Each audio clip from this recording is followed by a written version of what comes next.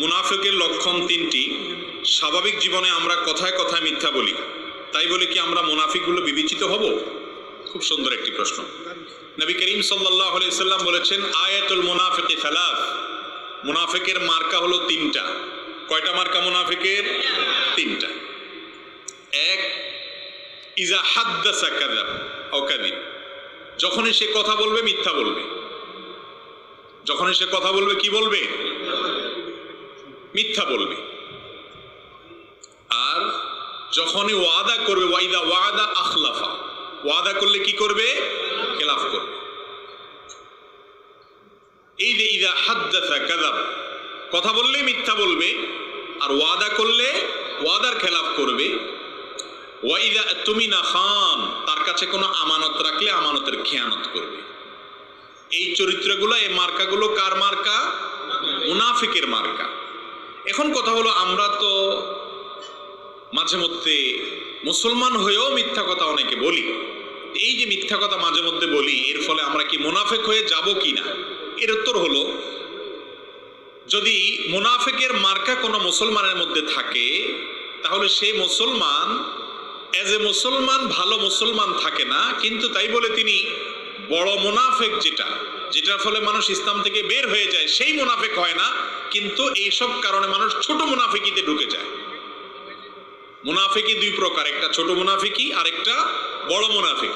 ছোট মুনাফিকি হলো মুসলমান হয়েও অমুসলমানের কাজ করা, মুসলমান হয়েও মুনাফিকের কাজ করা, অন্তরে ঈমান ঠিক আছে কিন্তু কাজে উল্টা পাল্টা আছে, এটা হলো ছোট মুনাফিক। আর ভেতরেই কুফরি আছে, ঈমান নাই, এটা হলো বড় মুনাফিক। বড় মুনাফিক বেঈমান হয়। তো আমরা যদি আল্লাহ না করুক মাঝে মধ্যে মিথ্যা কথা বলা হয়ে যায়, ওয়াদার খেলাফ হয়ে যায়, তাহলে মুনাফিকের মার্কা এসে গেল, কিন্তু এখনো পরিপূর্ণ কাফের হয়ে যাই নাই। যদি অভ্যাস ত্যাগ করি, আল্লাহর কাছে মাপ চাই, ফিরে আসি, আশা করা যায় আল্লাহ মাফ করবেন। আর যদি অভ্যাস অব্যাহত রাখি, মুনাফিকের সব মার্কা নিজের ভিতরে নিয়ে আসি, তাহলে ভয় আছে না জানি কখনো বড় মুনাফিকিতে চলে যাই।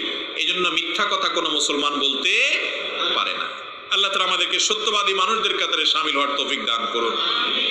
মানুষ যখন মিথ্যা কথা বলে, নবী করিম সাল্লাল্লাহু আলাইহি সাল্লামের একটি হাদিস বুখারীতে বর্ণিত হয়েছে, তিনি বলেছেন, মিথ্যা কথা বললে একটা সময় একটা বলে, আরেকটা বলে, মিথ্যা বলতে বলতে আল্লাহর খাতায় দুইটা তালিকা আছে আল্লাহর কাছে। একটা হলো মিথ্যাবাদীদের তালিকা, আর একটা হলো সত্যবাদীদের তালিকা। একটা লোক ঘন ঘন কথায় কথায় মিথ্যা বলতে বলতে তার নামটা মিথ্যাবাদীদের তালিকায় চলে যায়, লিস্টে চলে যায়।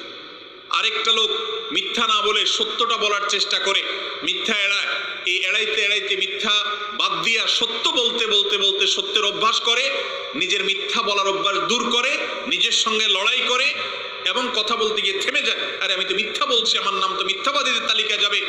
আর মিথ্যাবাদীদের তালিকায় যদি যায়, আল্লাহ বলেছেন, আল্লাহ লানাতুল্লাহি আলাল কাযিবিন, মিথ্যুকদের প্রতি আল্লাহর লানত এবং গজব নাজিল হয়, জাহান্নামে যায়। দুনিয়ার সবচেয়ে বড় মিথ্যাবাদী হলো যে কাফের, আল্লাহকে অস্বীকার করে। তার চেয়ে বড় মিথ্যাবাদী আর নাই যে নিজের রবকে অস্বীকার করে। তাহলে আপনার নাম যদি সেই তালিকায় চলে যায়, কত ভয়াবহ বিষয়।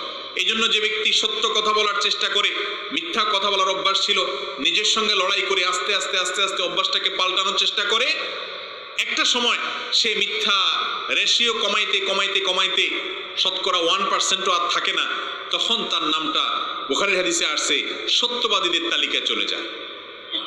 তাহলে একবার মিথ্যাবাদীদের তালিকায় চলে যাওয়ার পর আবার সে নামটাকে এনে সত্যবাদী এবং সিদ্দিকদের কাতারে শামিল হওয়ার সুযোগ আছে, যদি অভ্যাসটা পাল্টাই। অভ্যাস পাল্টাবো তো ইনশাআল্লাহ। মিথ্যা কথা বলবো না ভাই, জান যাক, জীবন যাক, মিথ্যা বলবো না। গল্প বলতে গিয়ে, মজা করতে গিয়ে, লোভে পড়ে বা যেভাবেই হোক, কোনো অবস্থাতে ইমানদার ঠান্ডা মাথায় মিথ্যা বলতে পারে না। আল্লাহ তাআলা আমাদের সবাইকে সত্যবাদী হওয়ার তৌফিক দান করুন। এই যে বলেছি আমরা যে মাহফিলের আগে থেকেই আমাদেরকে নিয়ত করে নিতে হবে যে মাহফিলের পরের জীবন আর মাহফিলের আগের জীবন একটুও যদি পরিবর্তন হয়, একটা অভ্যাসও যদি আপনি ত্যাগ করতে পারেন, তাহলে আপনার এই মাহফিলে আসাটা সার্থক। যারা আয়োজন করেছে, কষ্ট করেছে, পয়সা করে দিয়েছেন, তাদের এই প্রচেষ্টা সার্থক, আমাদের সবার প্রচেষ্টা সার্থক। যদি আপনার জীবনে কোনো পরিবর্তন আসে, পরিবর্তনের নিয়ত করবো তো ইনশাআল্লাহ। না শুনে মজা করে চলে যাব? তাহলে সত্য কথা বলবো, মিথ্যা বলবো না, নিজের সঙ্গে লড়াই করব।